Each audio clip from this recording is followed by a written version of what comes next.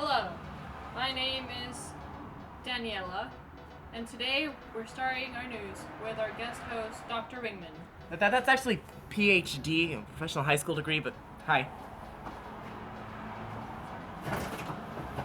How are you doing, Dr. Ringman? Fantastic, how are you? I'm good, thank you. Hi, Mom. Do you want to tell us what Newton's third law is? Actually, Newton's third law is a very interesting Hold on. Breaking news, car crash on 66th Avenue in Citrus. We're going live with Dylan at the scene. So I'm here on the scene with the car crash. There's My ride! Casualties. No! Sir, aren't you supposed to be in the studio right now? That doesn't matter, my DeLorean is wrecked!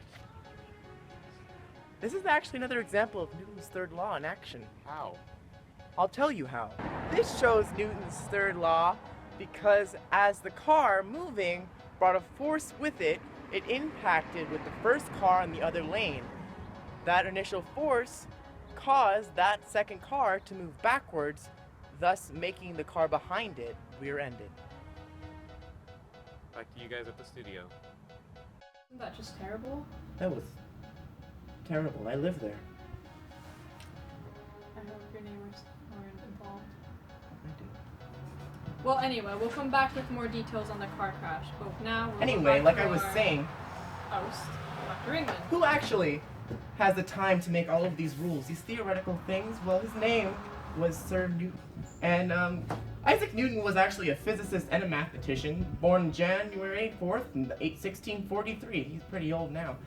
Credited as one of the greatest minds of the 13th century, he was part of the very historical scientific revolution, in which time many discoveries in optics, motions, and mathematics were accredited to him, developing the modern principles of physics as is seen today.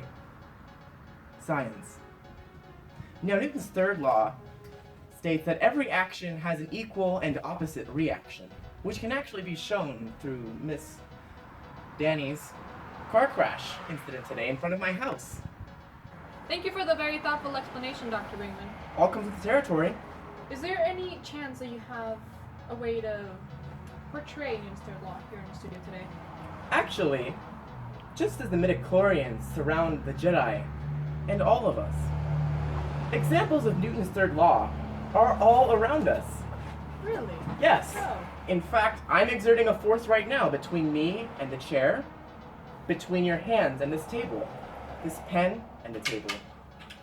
But it's funny you should ask for an example because actually on my person, just from work, I have a couple, sorry. How did dominoes show Newton's third law? Well, as we all know through another of Newton's laws, an object at rest stays at rest. However, once one of the dominoes is interacted with, the force travels through that domino and onto the next and the next. This is an example of how with every force there is an action and a reaction involved.